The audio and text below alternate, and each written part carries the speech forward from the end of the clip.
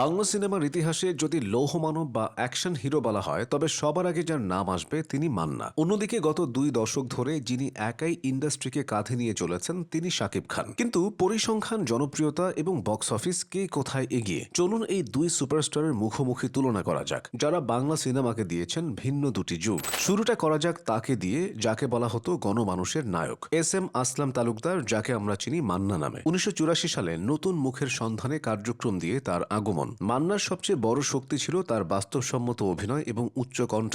90-এর দশকের শেষের দিকে যখন বাংলা সিনেমা অশ্লীলতার দিকে ঝুঁকছিল তখন মান্না একাই রুখে দাঁড়িয়েছিলেন। তিনি প্রেমিকের চেয়ে বিদ্রোহী বা সমাজসেবকের চরিত্রে বেশি সফল ছিলেন। রিকশা চালক থেকে শুরু করে খেটে খাওয়া মানুষ সবাই মান্নার সংলাপে নিজেদের কথা খুঁজে পেতেন। তার ক্যারিয়ারের সবচেয়ে বড় মাইলফলক আম্মাজান। বলা হয় বাংলা সিনেমার ইতিহাসে অন্যতম ব্যবসা সফল সিনেমা এটি। 2008 সালে মৃত্যুর আগ পর্যন্ত তিনি প্রায় 250টিরও বেশি সিনেমায় অভিনয় করেছেন। তার প্রযোজনা সংস্থা কৃতাঞ্জলি চলচ্চিত্র থেকে উপহার দিয়েছেন একাধিক মানসম্মত ছবি। মান্না শুধু একজন নায়ক ছিলেন না, তিনি ছিলেন ফিল্ম, পলিটিক্স এবং ইন্ডাস্ট্রির একজন শক্তিশালী নেতা। এবার আসা যাক বর্তমানের কিং খান প্রসঙ্গে। 1999 সালে অনন্ত ভালোবাসা দিয়ে যার শুরু, প্রথম দিকে রোমান্টিক হিরো হিসেবে পরিচিতি পেলেও মান্নার মৃত্যুর পর শাকিব খান ইন্ডাস্ট্রির হাল ধরেন এবং নিজেকে নাম্বার 1 হিসেবে প্রতিষ্ঠিত করেন। শাকিব খানের সবচেয়ে বড় শক্তি তার অ্যাডাপ্টেশন বা নিজেকে বদলানোর সক্ষমতা। তিনি একাধারে গ্রাম্য পোলা, অ্যাকশন হিরো এবং মডার্ন লাভার বয় সব চরিত্রেই ফিট।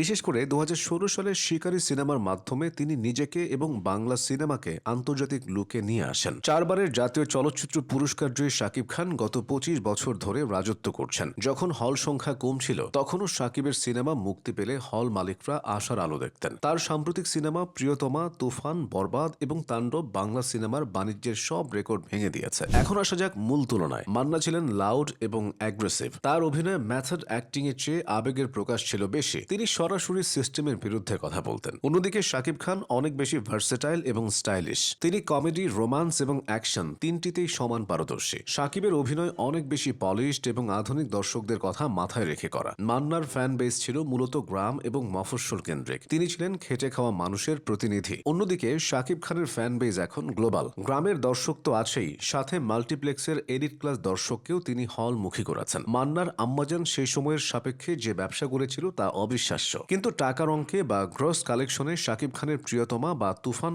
অনেক এগিয়ে। তবে মনে রাখতে হবে মান্নার সময়ে টিকিটের দাম ছিল কম এবং হলের সংখ্যা ছিল বেশি, আর শাকিবের সময়ে হলের সংখ্যা কম হলেও টিকিটের দাম এবং আন্তর্জাতিক বাজার যুক্ত হয়েছে। ইন্ডাস্ট্রিতে অবদানের কথা বললে মান্না ছিলেন একজন অভিভাবক। তিনি বাপ্পারাজ, অমিত হাসান বা মৌসুমীদের সাথে নিয়ে একটি শক্তিশালী বলয় তৈরি করেছিলেন। তিনি শিল্পী সমিতির সাধারণ সম্পাদক হিসেবেও ইন্ডাস্ট্রির উন্নয়নে কাজ করেছেন। অন্যদিকে শাকিব খান দীর্ঘ সময় একাই ইন্ডাস্ট্রি টেনেছেন। অনেকেই বলেন শাকিব খান না থাকলে বাংলা সিনেমা হয়তো আরও আগেই থমকে যেত। তিনি যৌথ প্রযোজনার মাধ্যমে বাংলা সিনেমাকে নতুন টেকনোলজির সাথে পরিচয় করিয়েছেন। সবশেষে বলা যায় মান্না ছিলেন একটি আবেগ আর শাকিব খান হলেন একটি ব্র্যান্ড। মান্না আমাদের শিখিয়েছেন অন্যায়ের বিরুদ্ধে প্রতিবাদ করতে, আর শাকিব খান শিখিয়েছেন সময়ের সাথে তাল মিলিয়ে কিভাবে টিকে থাকতে হয়। একজন অকালে চলে গিয়ে হয়েছেন কিংবদন্তি, আরেকজন এখনও রাজত্ব করে তৈরি করছেন নতুন ইতিহাস।